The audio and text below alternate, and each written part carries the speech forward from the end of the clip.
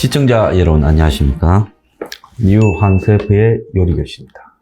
자, 통일교와 일본 아베를 저격한 야마가시 관계에 대해서 통일교는 엄마가 다닌 적이 있고 범인은 관계가 없다. 엄마는 옛날에 나왔다가 요 근래에 한 번씩 나왔을 뿐이고 그의 기부에 대해서는 알아봐야 되겠지만은 아는 게 없다고 했습니다. 그런데 일본의 사이비 종교에 빠진 피해자들을 돕는 변호사 조직에서 기자회견을 했습니다.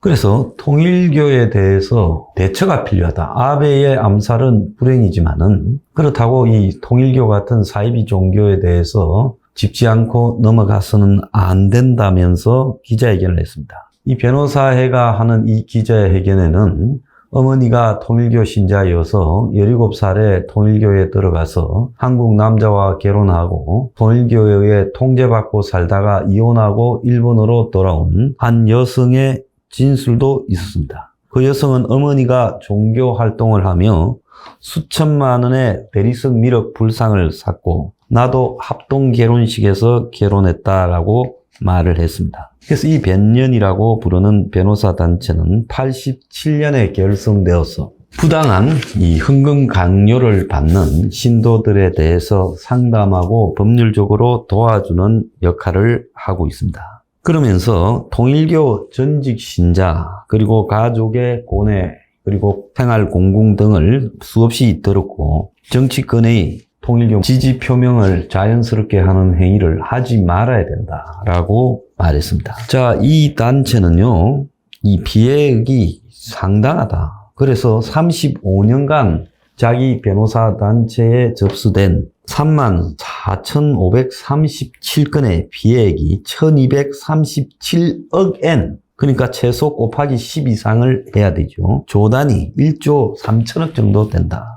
그래서 5년간에 접수된 상담만 580건, 최근엔 좀 덜해졌는데도 514억에 달하고 있다라고 말하면서 거기에 소속 와다나베 히로시 변호사는 통일교 성경책을 2억 8,500만 원에 산 사례도 있었다라고 주장을 했습니다. 그래서 통일교가 야마가시의 어머니가 경제적 파탄을 당했지만은 교회에서 고액 헌금을 요구했다라는 그런 증거는 없다라고 말을 했는데요. 자, 야마가시는 자신의 정언에서 어머니가 통일교회에 1억 엔을 기부했다. 그래서 할아버지가 남긴 토지와 주택을 매각해서 교회에 갖다 줬다. 그래서 파산을 당하고 자기들은 셋집에 살게 되었다. 이렇게 지금 이야기를 하고 있습니다. 자, 그래서 야마가시는 화염병으로 통일교 교주를 공격하려다가 지금 코로나 등으로 이 출국이나 입국이 어려워지니까 지금 아베를 노린 걸로 보입니다. 자, 아베가 어쨌든 이 작년 9월이나 올 2월 트럼프와 더불어서 통일교 행사에 연설한 것은 큰 잘못으로 보이고 있어요. 자, 그래서 이제 구체적인 정인까지 한 명 나와서 통일교 피해를 정언했는데 어머니가 정기적인 헌금을 하고 아버지 반대에도 불구하고 수십만 원의 수정 염주 또 수천만 원의 대리석 미륵 불상 문선명을 미륵불이라고 믿고 있다는 거예요, 신도들이. 근데 이 여성은 문선명이 죽는 거를 보고 미륵불이 아니구나 느껴서 이제 정리가 됐는데 자기 아버지가 퇴직금과 생명보험을 계약하게 어머니가 해서 거기 갖다 바쳤다고 합니다. 그래서 통일교 교리에 따른 생활을 자녀에게도 강요하고 심지어 결혼도 한국 남자와 합동 결혼식에 하게 하고 그래서 그 사이에 애도 놓고 자 그래가지고 한국으로 가서 살고 있다가 남편하고 이혼하고 이제 어머니하고도 연락을 끊었다라고 말하면서 야마가미의 범행은 옹호할 수 없지만은 종교에 대한 원한은 이해한다. 통일교회가 신자의 인생을 망쳤다. 나처럼 허덕이는 통일교 2세가 많다. 고통은 당사자밖에 모른다라고 정언을 했습니다. 자, 그래서 결국 아베가요, 이 통일교 행사에 화상 연설을 보내지 않았다면 이런 불행을 겪지 않았을 건데 사실 아베의 외조부 기시 노부스케가 통일교가 일본에 뿌리를 내리고 그리고 이 활성화되는 데서 서로 밀접한 정치적 후원 관계에 있었고 그런 것들이 아베한테까지 연장이 되고 있다라고 지금 야마가시는 생각을 했던 것 같습니다.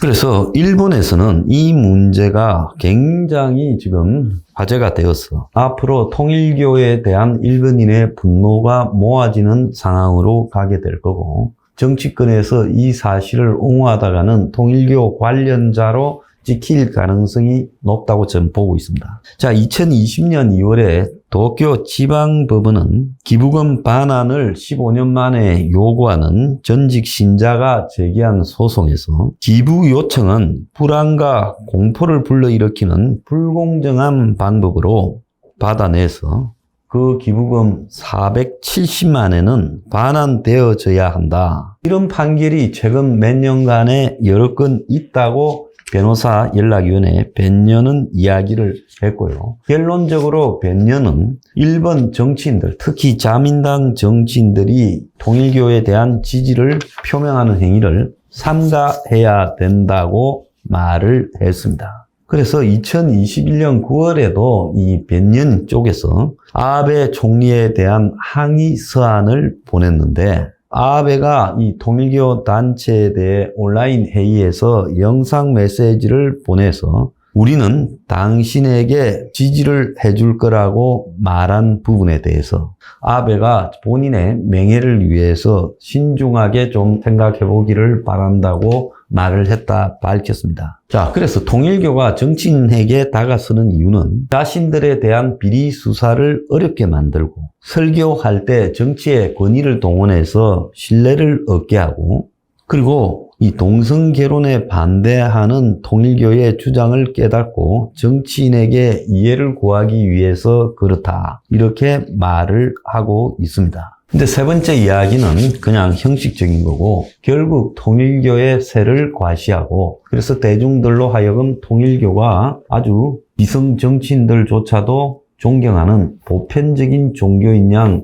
권위를 과시하고 그래서 통일교가 사이비 종교라는 이런 의문을 벗어나는 것이고요. 두 번째는 결국 통일교가 이런 식으로 돈을 끌어들이는 것이 목적이었기 때문에 그 과정에서 발생할 수 있는 일본의 검찰, 경찰의 수사를 회피하는 목적으로 했다. 이렇게 봐야 될 거라고 봅니다. 자, 통일교가 일본 사회의 분위기가 분노로 통일교에 다가올까봐 어머니의 파산이 아베 비격의 동기라면 진지하게 받아들일 거다라고 말을 하고 결코 일어나서는 안 될 일이 일어났다고 말을 했지만은 통일교는 이번 일에도 불구하고 자신들의 목표를 결코 바꾸지 않을 거라고 보고 있습니다.